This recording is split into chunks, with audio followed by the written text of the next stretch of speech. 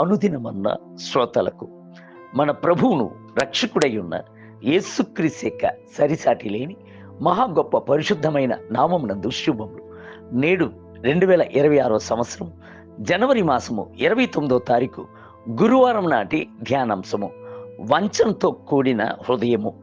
ఆదికాండము 27వ అధ్యాయము 41వ వచనమందు ఏసావు నా తండ్రిని గూర్చిన దుఃఖ దినములు సమీపముగా ఉన్నవి, అప్పుడు నా తమ్ముడైన యాకోబును చంపేదను అని తన హృదయం నందు చెప్పుకొనేను.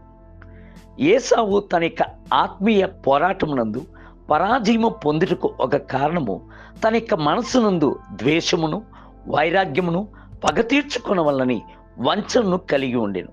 కావున నీవు బలిపీఠమునొద్ద అర్పణము అర్పించుచుండగా నీ మీద నీ సహోదరునికి విరోధము ఏమైనను కలదని అక్కడ నీకు జ్ఞాపకము వచ్చినట్లా అక్కడే బలిపీఠం ఎదుటనే నీ అర్పణను విడిచిపెట్టి మొదట వెళ్ళి నీ సహోదరునితో సమాధానపడము, అటు తర్వాత వచ్చి నీ అర్పణను అర్పింపుము.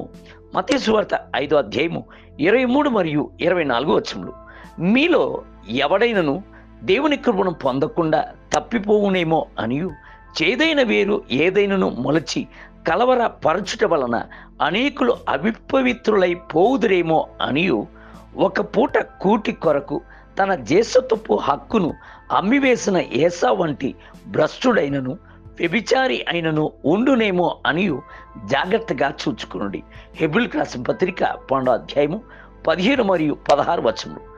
ఎంతగానో ఏసావు ప్రభువును తృణీకరించినను, అయితే ప్రభు దీర్ఘకాలము ఏసావునకును అతని సంతతికిని కనికరము చూపుచూనే వచ్చెను. ఇజ్రాయేళ్ల వద్ద ప్రభువు ఏసావు యొక్క వంశమై ఉన్న ఏదోమీయులను ద్వేషింపకూడదు, అతడు నీ సహోదరుడు అని ప్రేమతో చెప్పాను. ద్వితీయోపదేశకాండము 23వ అధ్యాయం 7వ వచనం. అయితే ఏదోమీయులు మానక ఇజ్రాయేలీలను ద్వేషించుచూనే వచ్చిరి. ఇజ్రాయేలీలు కానానుకు వెళ్ళుచున్నప్పుడు ఏదోము దేశము గుండా వెళ్ళుటకు అనుమతిని కోరిరి. అయితే ఏదోమీయులు నీవు నా దేశంలో పడి వెళ్ళకూడదు, వెళ్ళినట్లయితే నేను ఖడ్గముతో నీకు విరోధముగా వచ్చేదను సుమి అని అతనితో చెప్పాను. సంఖ్యాకాండము 20వ అధ్యాయము 18వ వచనం.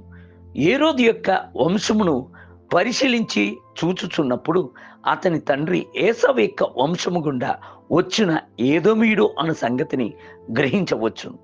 యేసు జన్మించిన వార్తను విన్నప్పుడు ఆ దేశమునందు గల సమస్త సరిహద్దుల యందును 2 సంవత్సరములకు మొదలుకొని తక్కువ వయసు గల మగపిల్లలందరినీ వధించాను.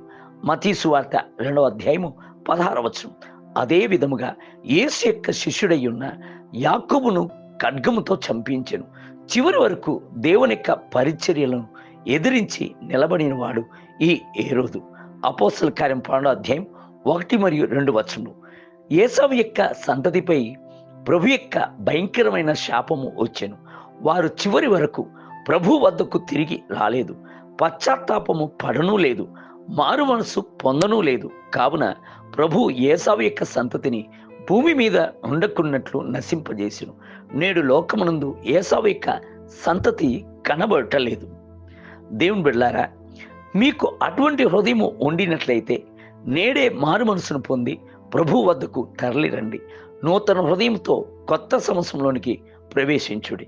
నేటి ధ్యానమునకే ప్రయాసపడి భారము మోసుకొనుచున్న సమస్త జనులారా, మీరందరూ నా యొద్దకు రండి, నేను మీకు విశ్రాంతిని కలుగజేయుదును.